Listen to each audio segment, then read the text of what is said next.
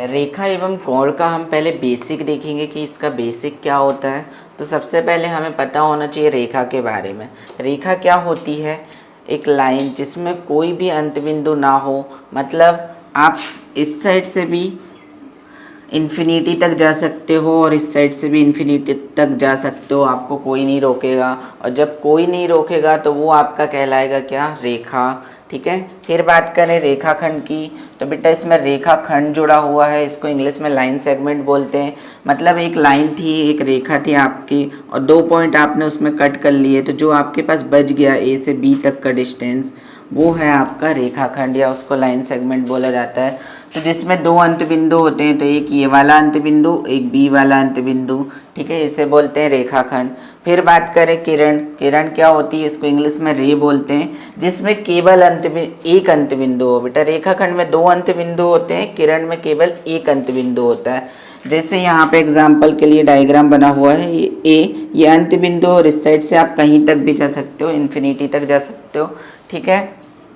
And यहाँ भी एक पॉइंट ले लें बी, तो इस साइड तो आप ब्लॉक हो गए, इधर से कहीं नहीं जा सकते, पर इस साइड से आप इन्फिनिटी तक जा सकते हो।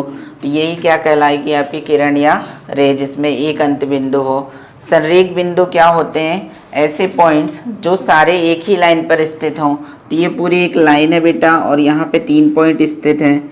तो एक ही लाइन पे 3 या उससे अधिक पॉइंट होना चाहिए बेटा, 2 पॉइंट पे नहीं बोलते, 3 या उससे अधिक पॉइंट अगर एक ही लाइन पे स्थित हैं तो उसे हम बोलेंगे संरेख बिंदु या कोलिनियर।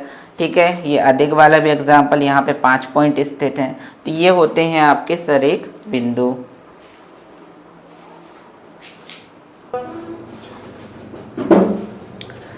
चलें फिर देखेंगे बेटा असंरेख बिंदु। संरेख बिंदु के बारे में ये पढ़े कि वो एक ही लाइन पर स्थित हो। असंरेख बिंदु एक ही लाइन पे ना हो, मतलब कोई बिंदु यहाँ है, कोई इधर है, कोई इधर है, एक ही लाइन पे नहीं है। इन सबको ज्वाइन करोगे तो बेटा एक ट्रायंगल फॉर्म हो जाएगा।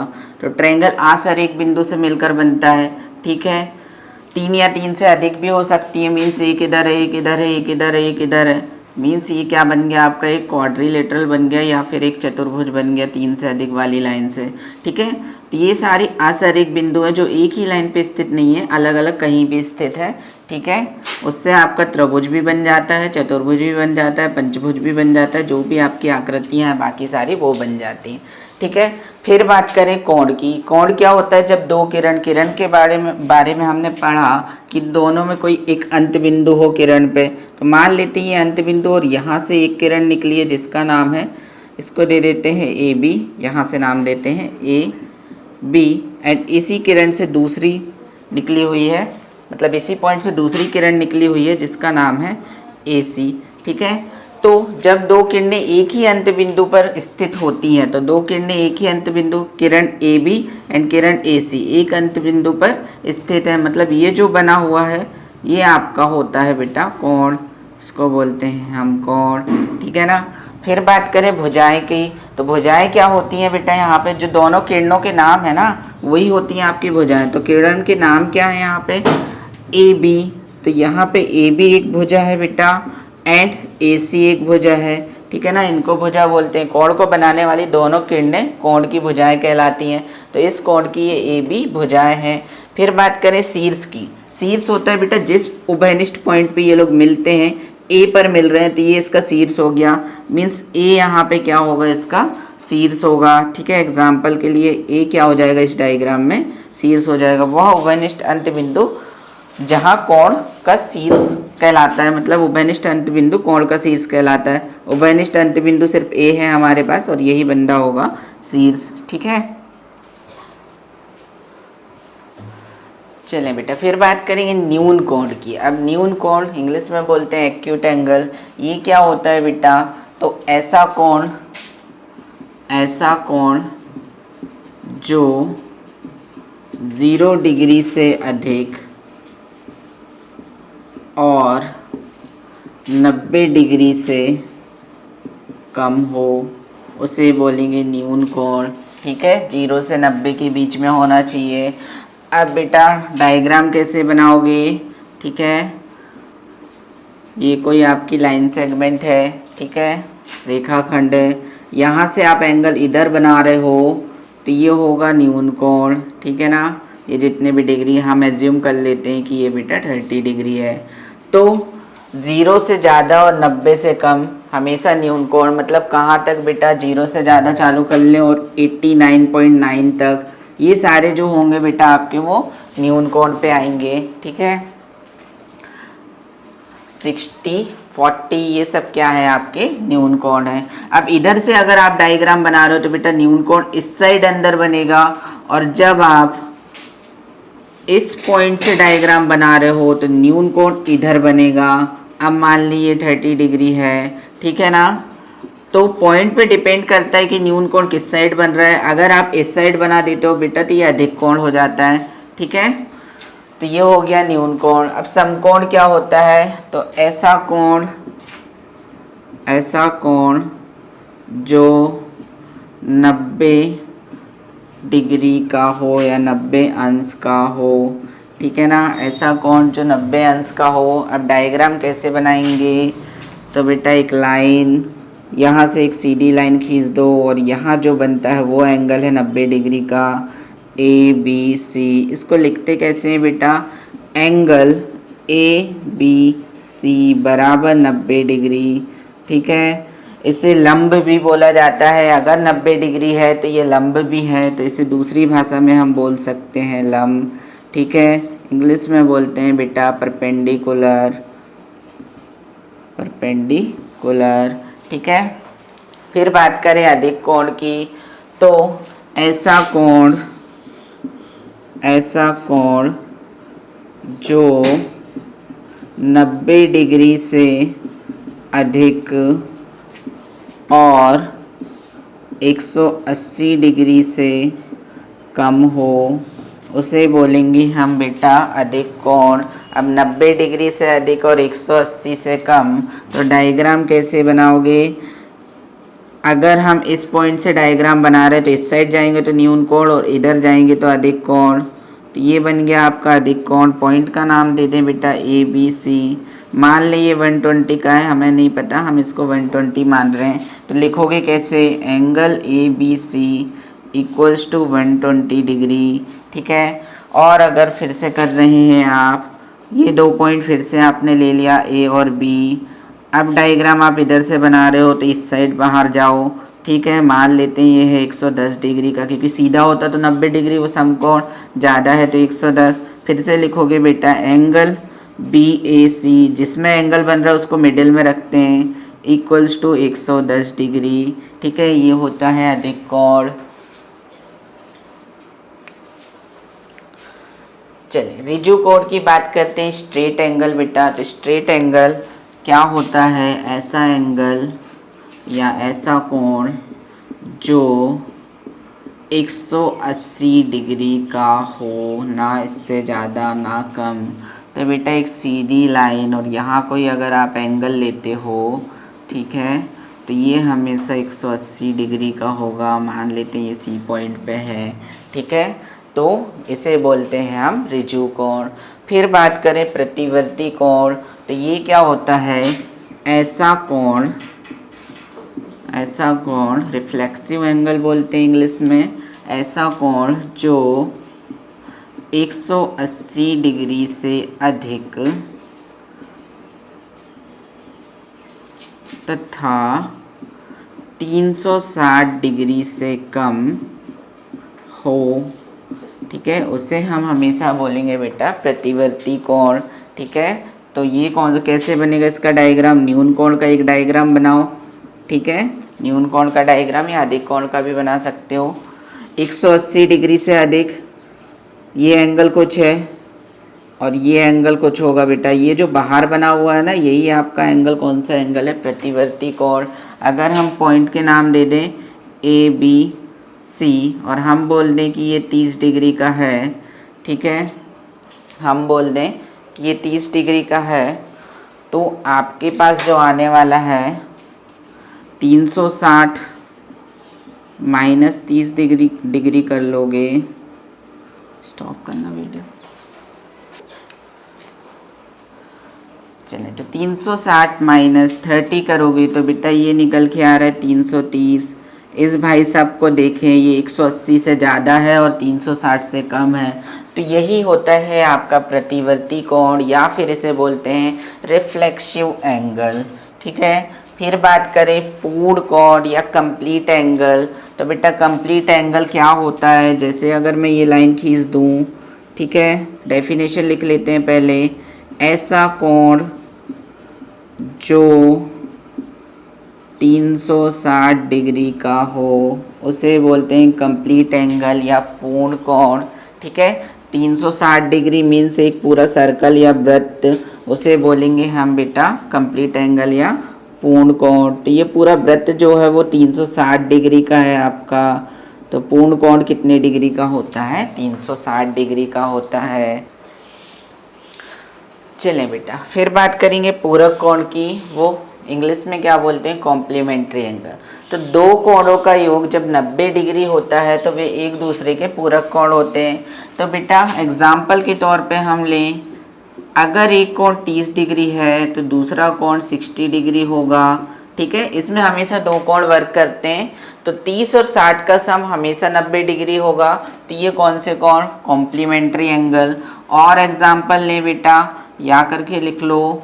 ठीक है, और एग्जाम्पल लें हम, तो एक कोण 45 का है तो दूसरा भी 45 का होगा, दोनों का योग फिर से 90 आ रहा है। या और एग्जाम्पल ले लें, एक कोण बेटा 20 डिग्री का है तो दूसरा कोण 70 डिग्री का होगा। ठीक है, तो ये होते हैं इनके पूरक कोण। फिर बात करें हम संपूरक कोण की, जिनको बोलते हैं सप्लीमेंट्री एंगल। सप्लीमेंट्री एंगल क्या होते हैं, दो कोणों का योग 180, कॉम्प्लीमेंट्री में 90 हो रहा था, यहाँ 180 हो रहा है। तो एग्जाम्पल लें हम, तो एक कोण अगर बेटा 30 डिग्री का है तो दूसरा कोण 150 डिग्री का होगा, और जब दोनों का योग करोगे तो 180 मिलेगा। ठीक है, और एग्जाम्पल लें, अगर एक कोण 89 डिग्री का है, 89 डिग्री का है, तो दूसरा कोण ऑटोमेटिकली 91 डिग्री का हो जाएगा, और दोनों का योग करोगे तो बेटा 180 आएगा। और एग्जाम्पल ले लो, 90, 90 दोनों का योग करोगे 180 आएगा। ठीक है, फिर बात करें आसन्न कोण की, तो आसन्न कोण में क्या होता है बेटा, एक उभयनिष्ठ शीर्ष होता है। जैसे यहाँ पे उभयनिष्ठ शीर्ष की बात करें तो वो है यहाँ पे बी, क्योंकि शीर्ष की डेफिनेशन हमने देख ली है। तो यहाँ उभयनिष्ठ शीर्ष बी है। ठीक है, और उस पर जो उभयनिष्ठ भुजाएं नहीं हैं, उभयनिष्ठ भुजा के विपरीत हों। ठीक है, उभयनिष्ठ भुजाएं कौन सी नहीं है, बी सी की बात करें तो बी सी एक भुजा है, ए भी एक भुजा है, और दोनों उभयनिष्ठ नहीं है, दोनों अलग अलग हैं। और कॉमन एक भुजा है बेटा दोनों के बीच में, जिसका नाम है बी डी। या सिंपल भाषा में हम समझें तो बेटा ऐसे कोण जो एक दूसरे से लगे हुए हों, ठीक है ना, ऐसे कोण जो एक दूसरे से लगे हुए हों। तो ये एक कोण है और ये दूसरा कोण है, ये दोनों एक दूसरे से लगे हुए हैं। ठीक है, तो ये दोनों एक दूसरे के आसन्न कोण हैं। कौन कौन से आसन्न कोण है बेटा, एंगल ए बी डी, हम इस कोण की बात कर रहे हैं, और एंगल बी डी सी, हम इस कोण की बात कर रहे हैं, मतलब डी बी सी, जिस कोण की बात कर रहे हैं उसको बीच में लिखेंगे डी बी सी। ये दोनों बेटा यहाँ पे आसन्न कोण होंगे, आसन्न कोण होंगे। कौन कौन से आसन्न कोण है, ए बी डी ये वाला कोण एंड डी बी सी ये वाला कोण, ये दोनों आसन्न कोण होंगे। और बात कर लें इस पे, तो बेटा ए बी सी को क्या लिख पाओगे आप, ए बी सी पूरा यहाँ से यहाँ तक का कोण है, तो इसे हम लिख सकते हैं A B D plus angle D B C, मतलब ये वाला कोण और ये वाले कोण का योग पूरा क्या होता है, ए बी सी, जिसको बोलते हैं आसन्न कोण। आसन्न कोण कौन कौन से यहाँ पे, A B D and D B C. चले बेटा, दो समांतर लाइन है यहाँ पर, दो समांतर line A B and B C, ये समांतर है क्योंकि इनकी बीच की दूरी समान है। ठीक है ना, और ये इनको कहीं भी बढ़ा लो ये आपस में कभी नहीं मिलती, इसलिए इनको समांतर रेखा बोली जाती है। ठीक है, इंग्लिश में बोलते हैं पैरेलल लाइंस। तो कौन कौन सी पैरेलल लाइन से बेटा, A B parallel to C D या ए बी समांतर टू सी डी, ये आपको इसमें पता है। और एक तिर्यक लाइन है जिसका नाम है बेटा, हम कुछ भी नाम दे देते हैं इसमें, एम और एन नाम दे देते हैं, इसको बोलते हैं बेटा, ये तो हो गई समांतर लाइन, और इसको बोलते हैं तिर्यक लाइन या तिर्यक रेखा। एम एन क्या है यहाँ पे, तिर्यक रेखा, इंग्लिश में बोलते हैं बेटा इसको ट्रांसवर्सल लाइन, ट्रांसवर्सल लाइन, ठीक है। तो जब दो समांतर रेखाओं को एक तिर्यक रेखा कट कर रही है, देखो इसके ऊपर से गई है, तो यहाँ पे 8 एंगल बनते हैं। कितने कोण बनते हैं? 8, 1, 2, 3 और ये 4, ठीक है। फिर नाम दें 5, 6, 7 और 8। यहाँ हो गए 8 एंगल फॉर्म आपके, ठीक है। 8 कोण बन गए हैं यहाँ पर। अब बीच में चले, हमने कहा दो समांतर लाइन मीन्स दो parallel line A B parallel to C D है, तो इसको एक तिर्यक रेखा काटती है जिसको ट्रांसवर्सल लाइन बोलते हैं, उसका नाम है एम एन। तो कितने एंगल फॉर्म होते हैं? 8 एंगल फॉर्म होते हैं। 1 2 3 4 5 6 7 8, 8 एंगल बने हुए हैं बेटा। अब इन सारे कोण में कुछ रिलेशन होती है, तो पहले हम बात करेंगे बेटा संगत कोण की, ठीक है। पहले बात करेंगे संगत कोण की। इंग्लिश में बोलते हैं इसको करस्पॉन्डिंग एंगल, इंग्लिश में बोला जाता है करस्पॉन्डिंग एंगल। अब इसमें करस्पॉन्डिंग एंगल होंगे क्या बेटा? जो एक ही और बने हों, ठीक है ना। करस्पॉन्डिंग एंगल जो एक ही और बने हों आपके, तो यहाँ पे जो करस्पॉन्डिंग एंगल होने वाला है बेटा। फिर हम बात करते हैं दूसरा, जिसका नाम है एकांतर कोण। एकांतर कोण या इसको बोला जाता है अल्टरनेट एंगल, अल्टरनेट एंगल, ठीक है। अब इसके बारे में क्या पढ़ना है आपको? अल्टरनेट एंगल, तो यहाँ पे दो प्रकार के कोण होते हैं बेटा। एक इंटरनली बनता है या अंतः एकांतर कोण बनते हैं, और एक एक्सटीरियर पे बनता है जिसको बाह्य एकांतर कोण बोलते हैं, ठीक है। तो अल्टरनेट एंगल की जब बात करें तो क्या क्या अल्टरनेट होता है? तो बेटा अगर यहाँ से 4 पे हो तो अल्टरनेट चल जाओ उस साइड, मतलब साइड चेंज कर दो तो 6। ये अंतः होंगे क्योंकि इस डायग्राम के अंदर बने हुए हैं। तो एंगल 4 इक्वल्स टू एंगल 6, इसको बोलोगे अंतः एकांतर कोण, या फिर इंग्लिश में बोलते हैं इंटीरियर अल्टरनेट एंगल, ठीक है। फिर बात करें बेटा एंगल 4 एंगल 6 के इक्वल है, तो हमारे लिए एंगल 3 एंगल 5 के भी इक्वल होना चाहिए, इसको भी बोलते हैं अंतः एकांतर कोण, ठीक है। अब बात करें बाह्य एकांतर कोण की, तो वो क्या होने वाला है यहाँ पे बाह्य एकांतर कोण? तो बेटा एंगल 1 का जो बाह्य एकांतर कोण होगा उस साइड पहुँच जाओ इधर, ये एंगल 1 का बाह्य एकांतर कोण एंगल 7, क्योंकि दोनों बाहर बने, ये बाहर बना हुआ है और 7 भी बाहर बना हुआ है, तो इसको बोलते हैं हम बाह्य एकांतर कोण, बाह्य एकांतर कोण, या फिर इंग्लिश में बोलते हैं exterior alternate angle. Angle 1 equals to angle 7 हो गया। इसी टाइप से एक और लिख सकते हो, एंगल 2 इक्वल्स टू एंगल 8, इसे भी बोलेंगे बाह्य एकांतर कोण, ठीक है। ये बात कर ली हमने एकांतर कोणों की।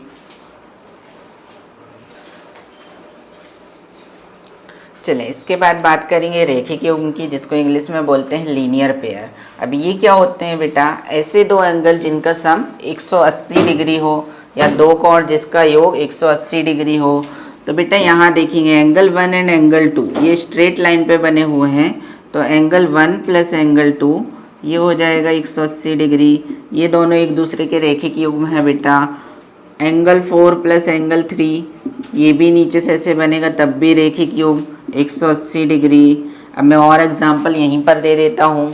तो बेटा ये हुआ रेखिक युग्म, ये हुआ रेखिक युग्म। एंगल 2 प्लस एंगल 3 मतलब कोण 2 प्लस कोण 3 भी 180 होगा, क्योंकि ये स्ट्रेट लाइन हो गई, ठीक है। एंगल 1 प्लस एंगल 4 भी 180 डिग्री होगा। 5 प्लस 6 भी 180 होने वाला है। 6 प्लस 7 भी 180 होता है।